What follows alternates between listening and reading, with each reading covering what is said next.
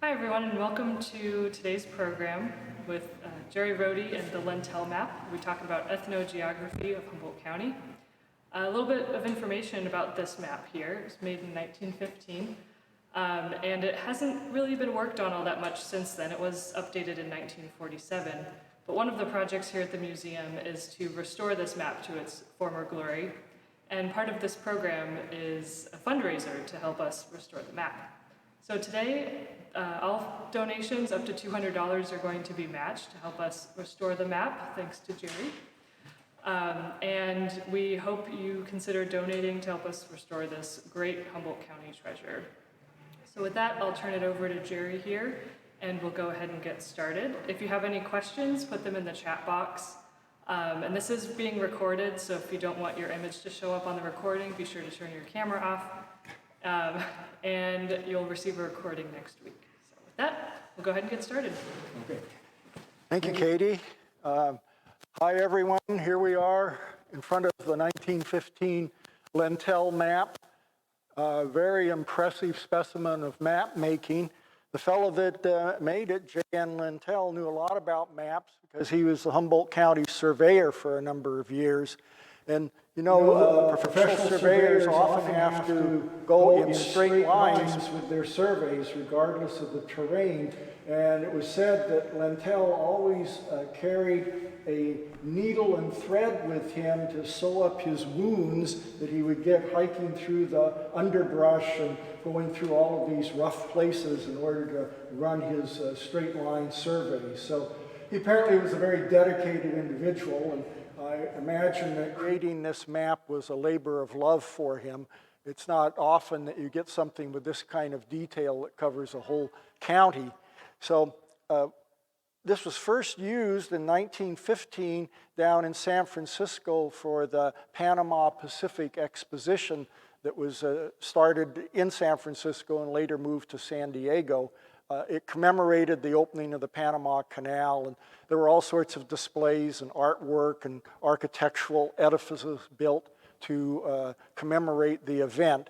And for the duration of the exposition, this map rested flat with a sort of table under it so people could walk around and stare down at it. Well, today we're going to have to look up to see it all, but hopefully with my little pointer here, we'll be able to help you see everything that you need as we go around the county. So we're going to start out with what's called ethnogeography. That is the geography of ethnic groups, in this case, the Indians, who, of course, were here way before any white people came and set up the boundaries and many of the features that we see today first on this map and then on later maps, and also if you just went out and observed the infrastructure, the roads and the old railroads that we have around here. So I think what I'd like to do is talk for a little while about some of the many Indian tribes that occupied Humboldt County and where they were located, because that's often something that is not well publicized and we don't have a lot of good information on, but I'd like to share with you what I've learned about that. We have discovered that there were many small groups that you might not call an entire tribe of Indians, but they identified themselves as a unit. And when you count all of those up, we find that there were dozens of these small tribes. In fact, in southern Humboldt County alone, there were over 50 of these tribal units. But mostly on the maps, you'll see about 6 different tribes represented down in southern Humboldt, where we're starting off, and so I'll use them for a guideline. If we start off way down here in the southeast corner of Humboldt County, where Humboldt County meets Trinity County over here to the east, and Mendocino County down to the south, we have a small area along the main Eel River. Here you can see the Eel River as it crosses into Humboldt County from Trinity County, and there were 4 groups of Indians occupying the west side of the Eel River down there that belonged to what's long been called the Wailaki tribe. And each of these 4 smaller groups occupied one of these little drainages. If you can see here, we've got some small streams off of the Eel River, and the four groups each had one of those areas where they would be down near the river in the wintertime, and in the summertime, like the other Indians in Humboldt County and surrounding areas, they would go up to the high country to gather nuts and edible flower bulbs and hunt game, deer, bear, elk, smaller animals, gather acorns, especially in the oak woodlands and open prairies up in the higher country, and then take those food products back with them to their winter villages. And almost always their winter village would be either on a river or a large stream, because that's where the salmon came during their runs, and they could fish for the salmon and also be living during the cold winter months down in a more hospitable environment, which would be the low river valleys and stream valleys. But then in the summer, like I said, when it was warmer and you didn't have to contend with cold weather and maybe even snow, they would go to the high country. So these Indians from the Lasik tribe would go from the Eel River up to the ridge where the little town of Harris is, and then there's a long ridge line that goes northwest from there that is called Mail Ridge. That's because the first mail route went through there, started in the 1850s. The mail carriers would come up from Mendocino County and travel up to Humboldt Bay on the high country route. There was a trail that went along the ridge top. And Mail Ridge, which I'm pointing to right here, divided the main Eel River over here on my right from the South Fork of the Eel, which we see here, the one that goes near Garberville and through small towns like Phillipsville and Miranda.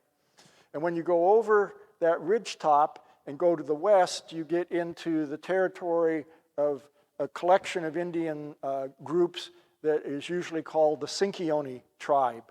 And they covered territory just about from the mouth of the South Fork Eel, where it meets the main Eel, up here near where the old town of Dyerville used to be.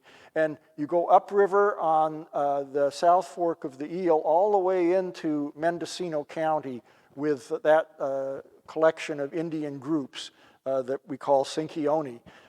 Also, they went out to the coast, over to the Shelter Cove area, through the Bryceland area. There used to be a big village on the prairie northeast of Bryceland, and down into Mendocino as far as Usal on the coast.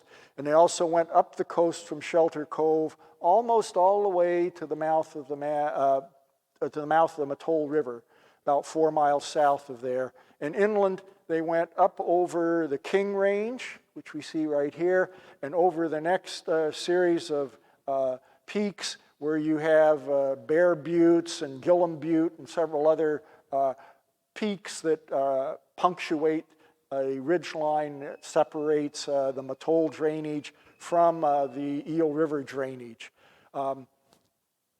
North of the Sinkione groups, you had the tribe that was named for the river called the Matol Indians. And their territory started about 3 miles upriver from Petrolia, went down to the mouth of the river, and went up the coast to a big stream called Davis Creek, which is about 5 miles south of Cape Mendocino. And from there, another tribe called the Bear River Indians, most commonly because they inhabited Bear River, that's right along here, although their real name, the name for themselves, was Nekani, Nekanni. They had all of that Bear River drainage and a little bit of the coast south of Cape Mendocino, and they went up to the divide that separates Bear River from Ferndale. And they came over Bear River Ridge, and actually their territory dropped down by Rio Dell and Alton and Hydesville. They went all the way to Yager Creek, which is between Hydesville and Carlotta. So they came pretty close to Humboldt Bay. North of them was a territory of the Wiyot tribe. We'll talk about them in a few minutes. Going back here on the eastern side of southern Humboldt County, when you get up to the Alder Point area, which is the first town in Humboldt County as you come down the Eel River. From there up through the Fort Seward area, you had a tribe called the Lasik Indians, which was not their real name either. They took the name, or the whites gave name to the Indians who were led by a sort of warrior chief named Lasik. And he fought with his warrior Indians very bravely and steadfastly for a number of years in the 1850s and early 1860s. Finally, he and his last group of Indians were captured near Fort Seward, and they were murdered by whites, and their bodies were burned there. And that pretty much destroyed most of the Lasik tribe. There were just a few women and children survivors after that.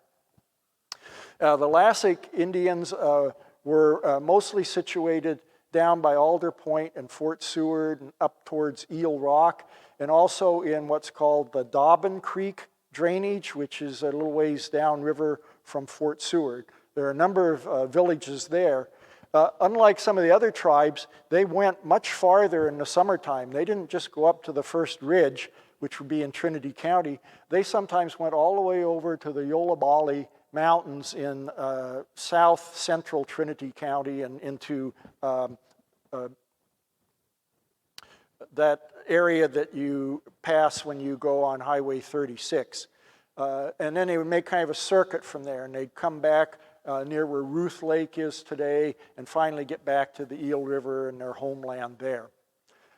Then north of them was a tribe that extended over a very large area. They're called the Nongatls, Nongatl, and they occupied all of the lower Van Dusen Drainage, even over partway into Trinity County. Here's the Van Dusen River, a main tributary of the Eel, which meets the Eel very near the little town of Alton, maybe 5 miles south of Fortuna.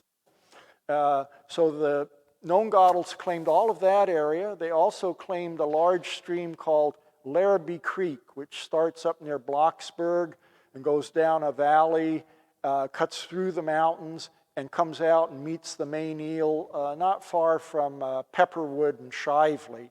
And they also came over the ridge from the Blocksburg area and came down near Eel Rock, where they met the Lasik tribe.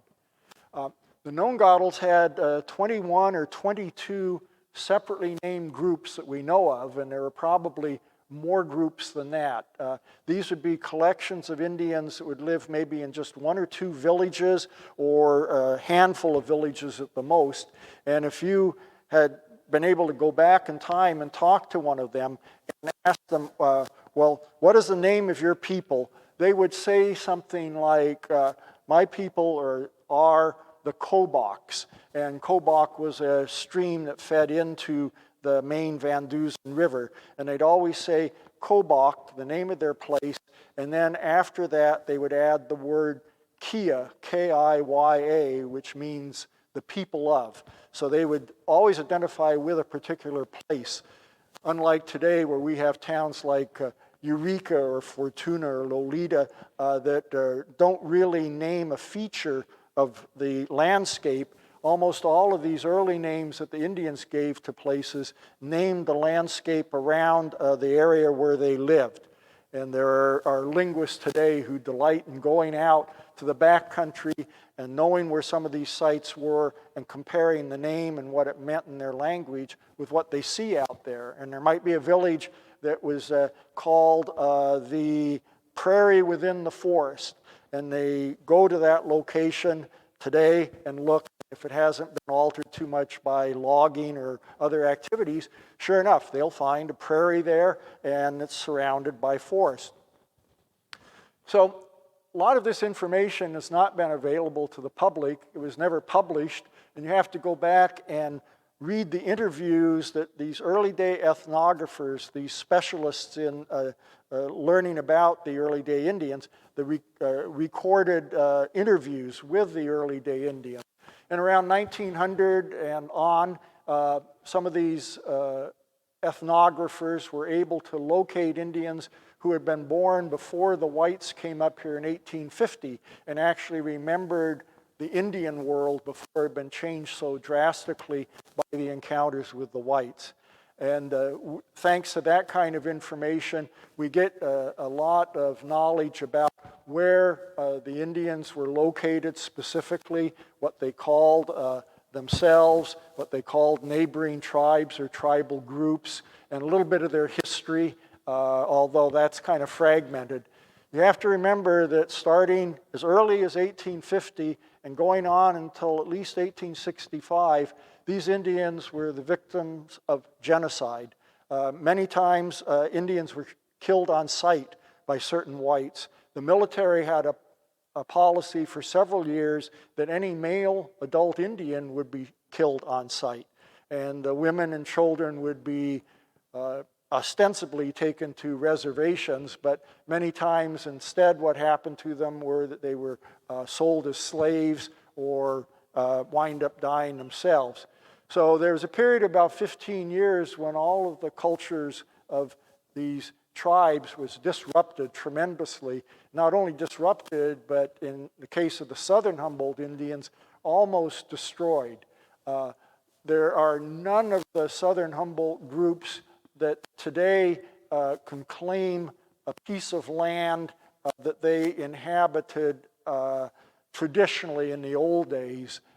If you're from one of those 6 southern Humboldt tribes, there's no reservations or Indian rancherias in southern Humboldt County. You have to go up to the Bear River Rancheria or the Rancheria in Blue Lake to start finding places where some of these Indians from southern Humboldt actually, their descendants migrated and wound up in these havens for Indians in these other places. But way down in southern Humboldt, none of that happened. Sometimes an individual Indian or family would have a small land holding of their own, but they did not have a gathering of Indians like you see in these other situations, especially in a place where we have a very large reservation like up in Hoopa. Well, finishing up with Nongottles, we've got them occupying the Andewson Drainage. Here it is again. Remember, it goes through Bridge. Highway 36 follows it from Bridgeville all the way down to where Highway 36 meets Highway 101 and where the Van Dusen meets the Eel River down near the little town of Alton. And there was a string of tribal groups down that way. The boundary line where the Nongottle territory ended was at Yager Creek, which comes out right near the town of Carlotta. And north of the Van Dusen, the Nongottles had several tribal groups up in the mountains at Yager and Showers Pass and Iaqua. They went all the way up toward the Neeland area. They were coming from the southeast, and they would come up to the big ridge lines like Ashfield Butte and Iaqua Butte and the area where the Neeland Airport is. They would come from the southeast. Meanwhile, over from the west, the Wiots, who occupied the lower Eel and Humboldt Bay and the lower Mad River, would be moving east in the summertime, coming up to the first range of mountains east of Freshwater and Bayside, places like that. And they would also come up to the Neeland area, the west part of Neeland. And then from the northeast side, from the Mad River, there was a group called the Mawanoks, Mawenoks, and they lived in the middle stretch of the Mad River from about Blue Lake over here, on up about 15 miles to a spot called Bug Creek. And if you've ever been out to the Maple Creek area, you know that if you go on Maple Creek Road far enough, it's very, very rugged.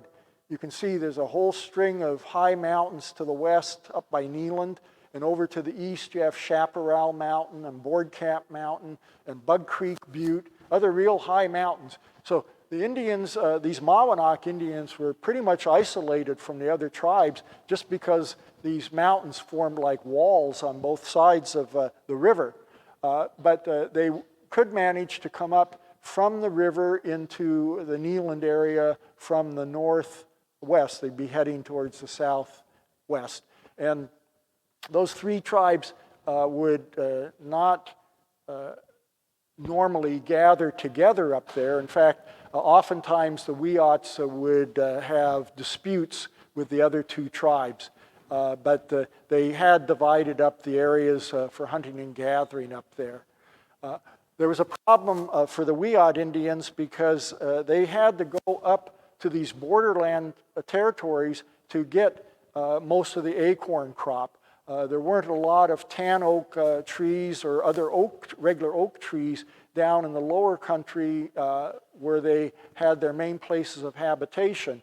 And when they went pretty far east, they started bumping in to the Nongottles and the Mawanoks, and those Indians felt that the ridge areas belonged to them. And every once in a while, there would be an attack made on the Wiot women who were gathering up there, and some of the women might be killed. And if that happened, then the Wiot men would form a raiding party and go up and attack the Mawanoks or one of the other tribes from the east. And so there was a kind of state of tension there and conflict. And in fact, in about 1849, or maybe 1848, a year or two before the whites came up here, there was a Wiot Indian village on the site of the town of Blue Lake, and it was attacked by Indians coming from the hill country from the east and from the south. The Mawanoks coming down the Mad River, and the tribe called the Wilkuts coming down the North Fork of the Mad River. And at Blue Lake, those two tribal groups converged, and they attacked the Wiot villagers and killed most or all of the adult Wiot males. And then the younger Wiot women were taken by the Mawanoks and the Wilkuts to be their wives, and those two Indian groups took over the village there, and you had a mixed community of Wiots with these Mawanoks and Wilkuts. And a number of the older women who survived that, Wiot women, they moved down the Mad River closer to Highway 101 and occupied a village that was then called the Village of the Widows, because all of the surviving older women were the ones that made up a good part of that community. So here in this stretch of the middle of Andewson, we have the Mawanok Indians. And if you notice, there's a very long mountain range that is east of the Mad River and divides the Mad River drainage from the Redwood Creek drainage. And once you get into Redwood Creek, from its headwaters up by Board Camp Mountain, almost all the way down to its mouth, to within about 4 miles of its mouth, you had an Indian tribe called the Wilkuts controlling that canyon and the two hillsides going up to the east and west of the Redwood Creek drainage. The northernmost group of Wilkuts is often called the Cholula Indians. In fact, that's a name probably more familiar to most people than the Wilkut name. That was a name that, as I understand it, was given to those northern Wilkut Indians by their neighbors, the Yurok to the north. So if you run across that name, you're looking still at a part of the Wilkut tribe. Redwood Creek drainage, remember, it's a stream now, or a creek. It's not a full river, but it's almost as large or larger than some of the rivers in Humboldt County, like Elk River, for example. So the Indians occupying that drainage could go either to the west of Redwood Creek up to Lord Ellis Summit in that area, or they could go east over by Berry Summit and areas in the National Forest up by Grouse Mountain and places like that. And in fact, in the old days on that southwestern facing slope above Redwood Creek, where you'd be up by, say, Grouse Mountain, those areas, you would find a string of Indian camps at a certain elevation level. And apparently there was a fault line there that allowed water to escape from underground, and there was a series of springs that came out of the mountainside about 2/3 of the way up to the ridgeline from Redwood Creek. And since the Indians needed a steady water supply, those would be the locations where they would have their summer camps. And after the Indians were driven out from those areas what happened? Those spots where the villages had been became ranch land. And the ranchers would set up their ranch houses often right at those village sites because that's where they had their water supply.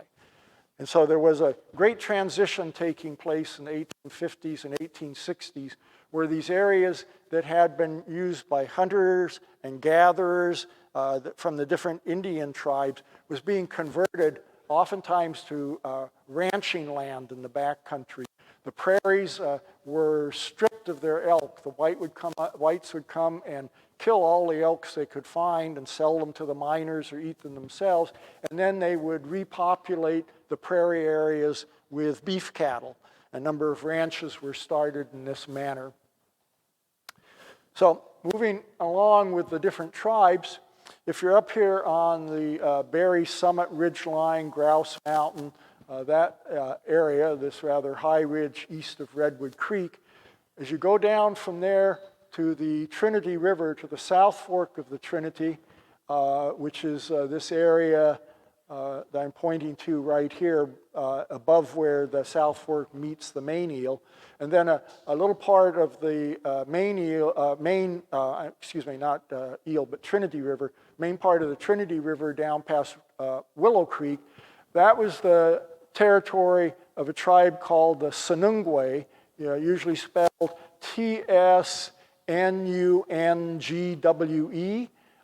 They were a tribe that was directly upriver from the Hoopa tribe that we've often heard of and probably know a lot more about than the Sununui group. There is still a group of Indians that have formed the Sununui Tribal Council. They have been petitioning for a number of years to be granted federal tribal status, and in my opinion, they should certainly receive that, but so far the government has been slow to act, and the Sununguis have to keep pressing their case.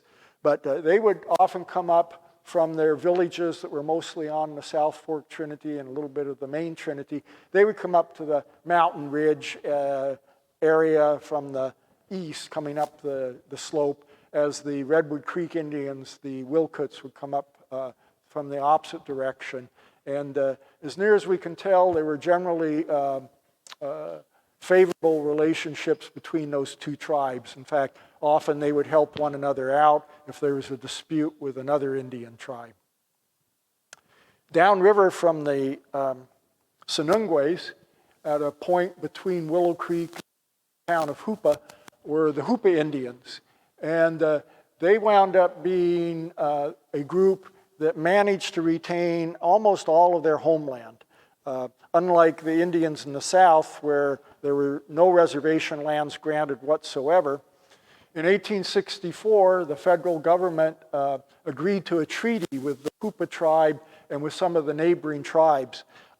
These Indians in that area, the Sununguis, the Wilcots, and the Hoopa tribe especially, had been very effective in interdicting travel along the trails between the coast and the mining areas, to the point where it was unsafe for the mail carriers or the pack trains to travel through most of that territory. And in fact, they would also attack ranches and drive the ranchers off and burn barns and the ranch buildings. At one point in time, the whole Bald Hills area and on down farther south, there was not a single ranch house left standing, not a single white family still occupying their ranches. There were about 4 groups of Indians in the mid-1860s who were operating as sort of guerrilla warriors, striking quickly at one place and then going back and hiding somewhere and then coming out again where there were no soldiers or militia about. And they comprised a total of about 80 Indians, as near as we can tell. And they could never be suppressed by the military. So finally, in frustration, the federal government finally did something that they almost never did, and that was agree to a treaty by mutual agreement, rather than writing a treaty where they simply dictated all of the terms, as they did in most cases with Indian tribes that had been vanquished by the army. In this case, they had to negotiate with the Hoopa Indians and the other tribes.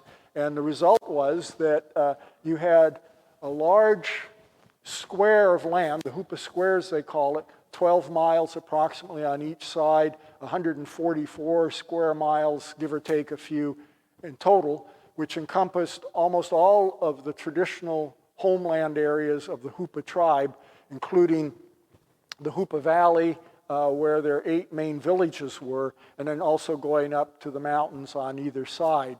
The other tribes that had been allied with the Hoopas, principally the Sununguis and the Wilkuts, didn't fare as well.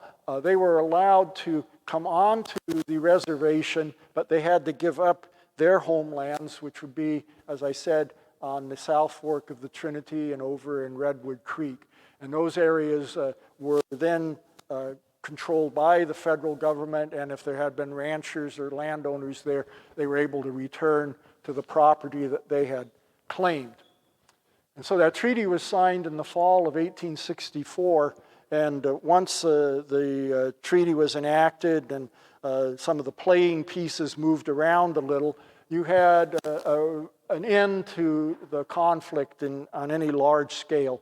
There were a few more attacks that occurred up to about 1867 or 1868, but they were just scattered and infrequent. And certainly by 1868, the time period of white Indian conflict, armed conflict, had ended. It's always interesting to me how the Indians conducted themselves before the whites arrived here. And one area that I think we could actually learn a lot about in a positive way from the Indians was how they treated combat, how they treated warfare. The Sinkione Tribe that I mentioned that was down on the South Fork of the Eel River and also out to the coast, they would have a very interesting way to stage battles. And I say stage meaning that it was actually planned out in advance in many cases. And what would happen is that the macho warriors, the guys that were willing to risk their lives and really wanted to fight hard, would form a front line, and behind them there might be a second line, even a third line of other Indians who supported them but didn't want to get hurt. And it would be the same for the other tribes. So the two front lines would be able to shoot arrows at one another, and you might actually get killed.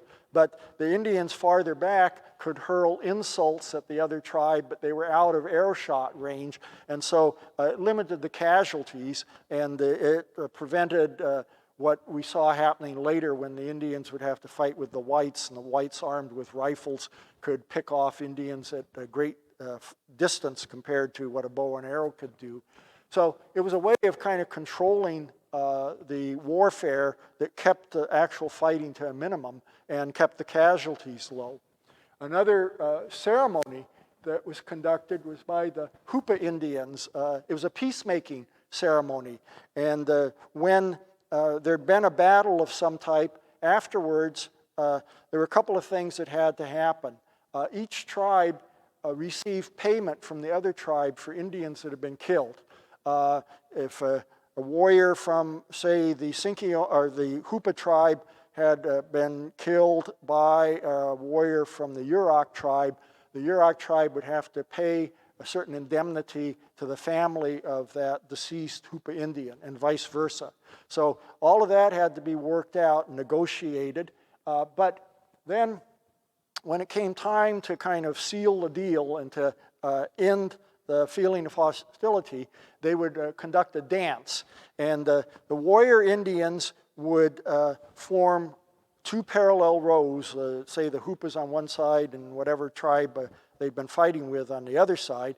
And between the two rows of the warriors, there would be a parallel row of Hoopa women and the women from the other tribe. And so as the warriors stood there, they would begin dancing, and they would dance towards one another, but they had to pass through this line of their wives, the women folk of the tribe. And as they passed through, the women would disarm them if they were carrying any weapons and make sure that they couldn't get involved in any further conflict. Then they would dance until they met the warriors from the other tribe, but now they were unarmed and they'd gone through this ceremony, and they might clasp hands, do something like that, and then dance back, and no one got hurt. There wasn't any more fighting, and they had commemorated the peacemaking event in that way. Imagine if we tried something like that today. I think it would be another way of reducing belligerency and the casualties you see when people start fighting against one another. So, moving along here, we've got a little bit more to cover. The Hoopa tribe controlled the main Trinity River, the lower stretch of it, all the way down almost to the mouth of the river. If you've driven Highway 96 out to Witchpeck and Orleans, you know that after you leave the Hoopa Valley, you go through a very rugged gorge, actually, the Witchpeck Gorge, where it's very difficult to travel, and that forms sort of a barrier between the Hoopa Valley and the Hoopa tribe and the Witchpeck area. And Witchpeck was within the control of the Yurok tribe. The Yuroks actually had land on the coast up as far as Wilson Creek in Del Norte County, and they came down the coast to Little River. And south of Little River was Wiyot territory. Then the Yuroks went inland to the Klamath River, all the way from the mouth where they had perhaps their largest village of Requoy. Nowadays that area is called Requa, where it used to be a fishing community. And they went up past Witchpeck and about a third of the way to Orleans, up in the Bluff Creek area.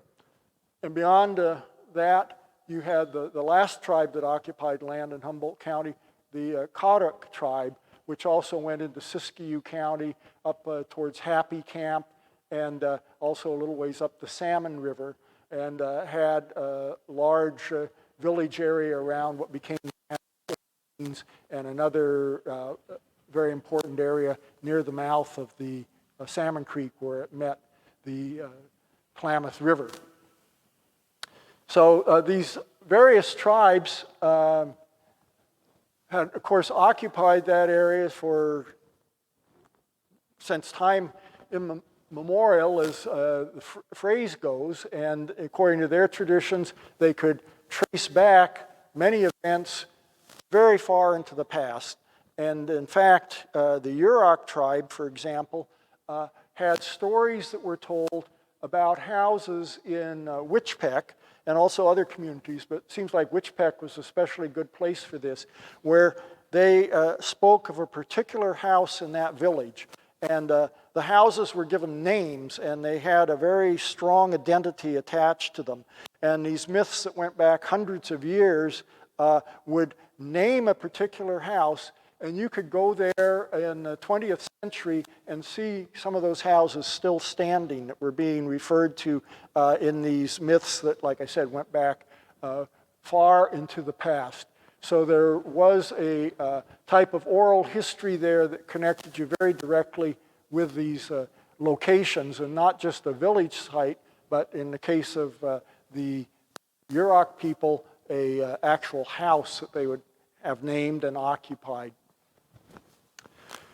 So when you add it all up, you find that there may be 12 or 13 groups that are usually called tribes, larger collections of Indians, and then if you look more closely, you probably find, I think I've counted now, about 65 different smaller groups that we'd call tribal groups that had their own smaller identity. They might have spoken a language almost identical to the next group, and they might have been friendly with them and allied with them in different ways.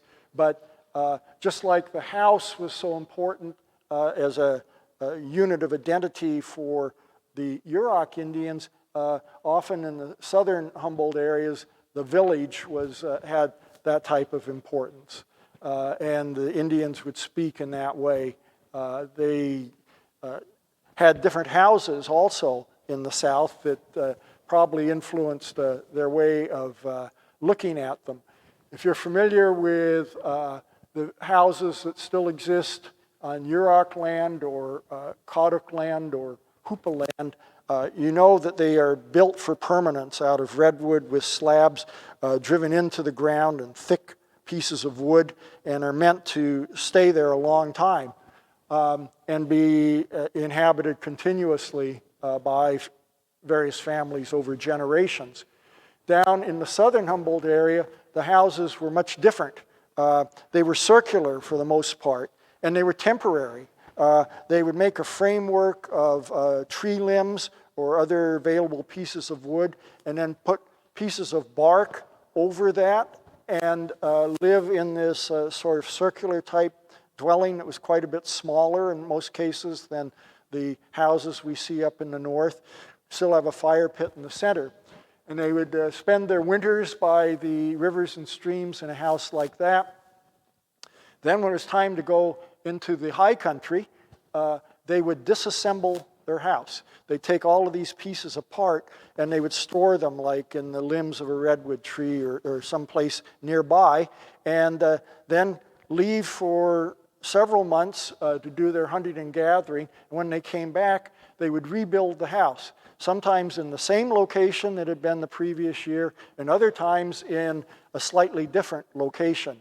And this, for a while, sort of confused the local archaeologists until they became aware of how these southern Humboldt Indians conducted their housing. I went to a site in southern Humboldt that really excited the archaeologists because they found over 50 house pits. These would be probably the actual pit area where the fires were in these houses. And they thought, wow, this is a huge, huge village.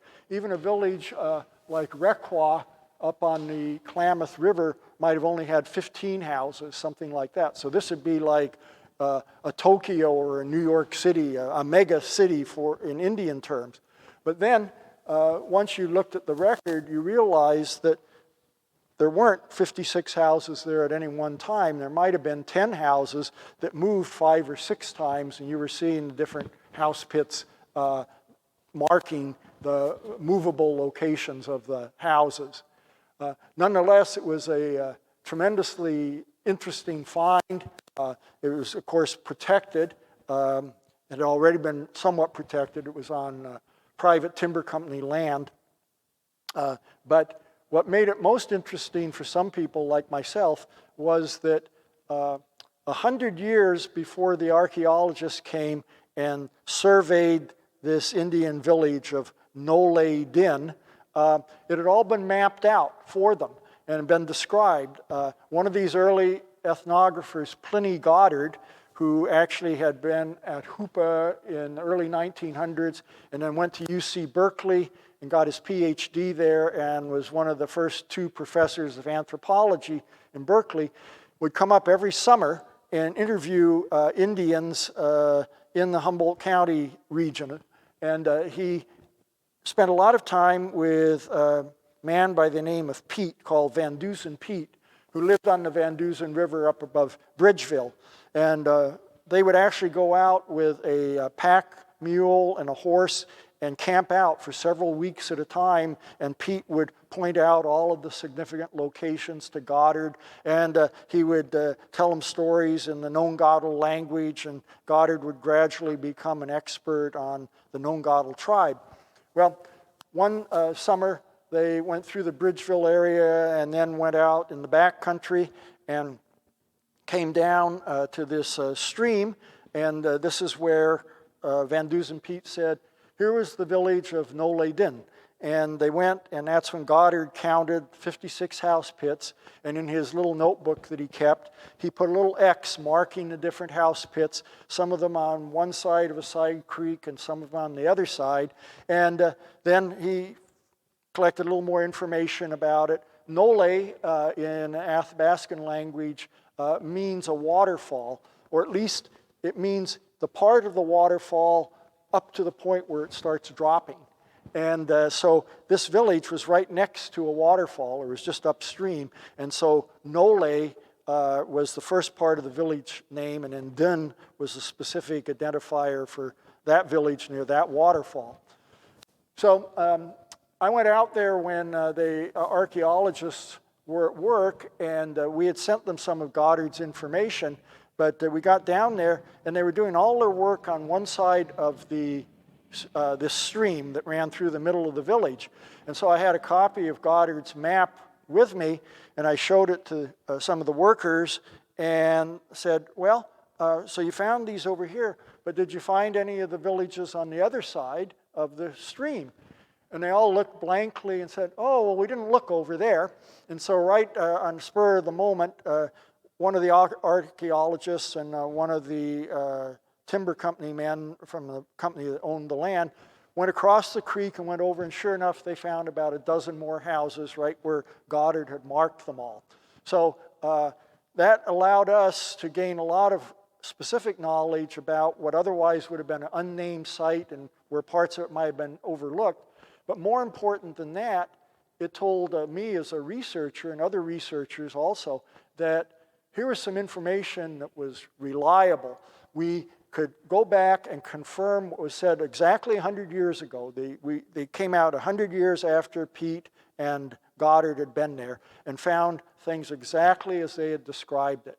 And we all probably have heard of cases where some big city anthropologist will come out to a rural area and try to cultivate the local Indians and get information from them. And sometimes that's resented, or sometimes the Indians simply don't want to share the information. And so the anthropologist or the so-called expert winds up getting information that's not complete or completely accurate.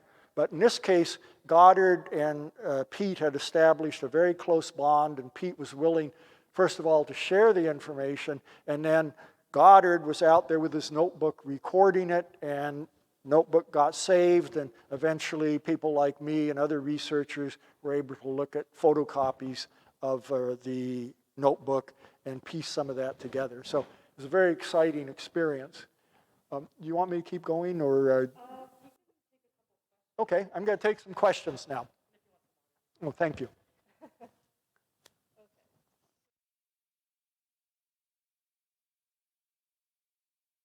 One of the questions we had was how many people were in the Sinkione group? How many people? That's a good question that gets asked a lot about all of these different Indian tribes. How many people were in one of these tribes, say, in 1849, before the conflict broke out and before everything changed? And the answer is we simply don't know. There were no censuses taken right at that time. There's one, and I'll mention that just in a moment. But for the most part, you have to look at evidence that we have now. And a lot of times what they'll do when they try to estimate the population of an early Indian group is go out and look for these house sites. And they, especially up north, if you find an abandoned village, you can pretty much believe that every house pit you find is going to mean a house that was there for a very long time. And say you come to a village site and there are 8 houses, then you have to try to figure out, well, how many people would have lived in one of those houses? And that's just an estimate, kind of a guesstimate. But they might say, 8 people or 10 people or 12. And so they multiply the number of house sites by a number of people. And they do that for village after village and add it all up. And they get some number. But there are real problems with that. One problem is that a lot of these villages were on the river side banks and would have been damaged by floods, or later, if they were abandoned, vegetation could have come in and covered over things. So probably you're going to be underreporting the population if you use that as a method. Another fellow designed a method, and this will show you how far certain people will go in trying to develop a concept that is not grounded in reality. This person decided that they would figure out what the fish population was in a river, approximately. And then they'd figure out how many fish a person would need for a year to survive.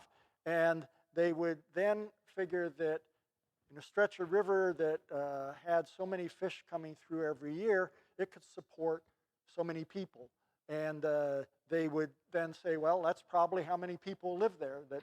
And they even developed what they called fish miles, and miles that the fish occupied the area. So needless to say, that didn't gain a lot of headway with people, but it was seriously proposed by at least one anthropologist. So the real answer is, I think it's impossible to tell. But just as a kind of gauge, there was a fellow, a white man who lived on the Klamath River, and in 1851 or 1852, he went up the Klamath River from its mouth through Yurok territory, and he actually stopped at each village and he counted the number of people there, and not only just counted the total, but he counted the number of men, the number of women, and the number of children. And he did that for pretty much the whole stretch of the Klamath that was occupied by Yuroks. And so he got the total just for villages, but also the total for that part of the tribe. And then he actually made the trip again something like 30 years later, and some of those villages have been washed out by then or abandoned, but he painstakingly counted again and came up with the figures. And as I recall, in that first trip, he came up with about 2,000 Yuroks from the mouth up past Witchpeck area.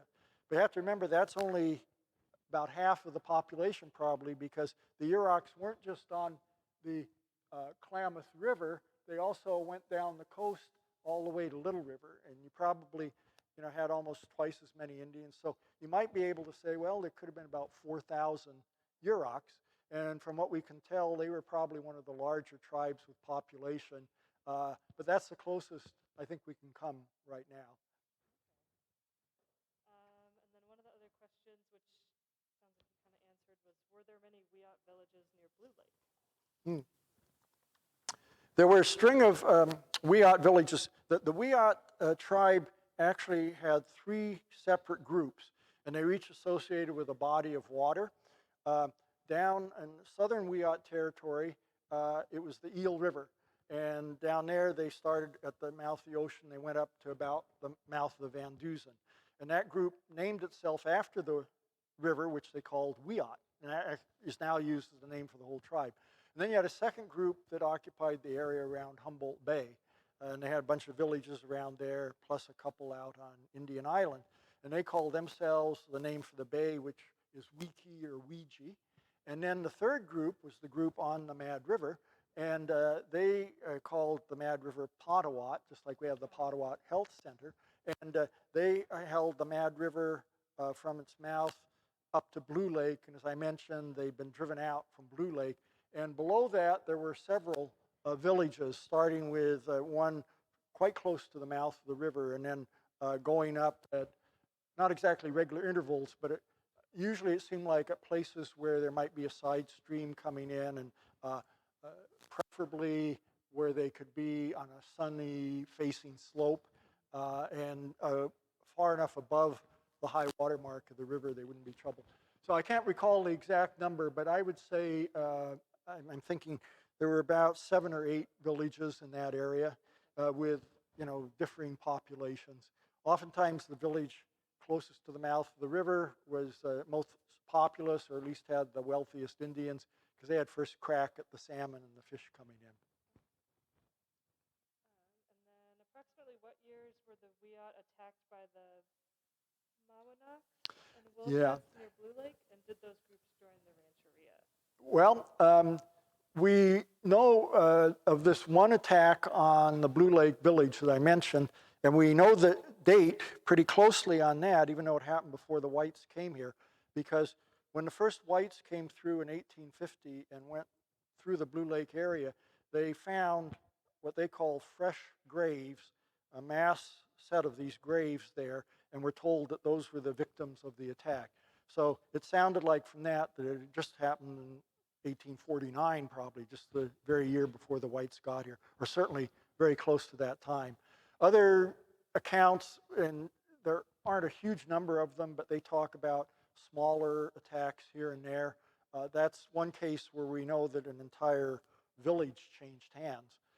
There's an account of a conflict between the Yurok village of Requoy at the mouth of the river and the Hoopa village of Takmilting, one of their major villages in the valley, over a dispute that started at Witchpeck or Witzpoos. And in that case, Indians from one of those two villages went all the way along the rivers and across the mountains to attack the other village. Then after that attack, the village that had been attacked sent their warriors back, and so there was an attack made at each end of this route. And in both cases, there were allied tribes, and it sounded like it was a really big battle, but it was only those kinds of battles that probably got, commemorated, and we knew a lot about. And you hear about a few of them, but we don't know how many others there were. Sometimes even within a tribe, there'd be, fights also. But the impression that I have, and from what I've seen, is that you were constantly on your guard, and if some Indian from another tribe or a group of Indians trespassed in your territory, made a raid or did something, then there'd be a fight. But they were oftentimes careful to avoid that. One thing that should be pointed out is that the Indians that lived in Humboldt County were living in one of the most prodigiously endowed areas in the continent. They had one staple was the salmon, which you get in the Pacific Northwest. They had a second main staple, the acorn, that you start getting in California to the south, and they had both of those in abundance. Plus, wild game and all sorts of edible seeds, nuts, and flower bulbs. And they had a temperate climate. They could at least spend their winters down in areas where they weren't going to freeze to death. And so we think that this area was heavily populated compared to other places in the country. And not just heavily populated, but populated by pretty content Indians. It wasn't like they had to go out and search for more land because they were starving to death or something like that. And it seems like because of the bountifulness of nature here, it had the effect of making them more content maybe than some of the other tribes. Oh, we got a couple more. Oh, good. So what were the limiting factors keeping the tribes from growing larger after being there for so many years? Well, we don't know for sure what all the tribes did in these various ways, but they did, apparently, as near as we can tell, attempt to control their population. And they were sensitive to the balance between their needs and what nature could provide, and they didn't want to overtax the natural system.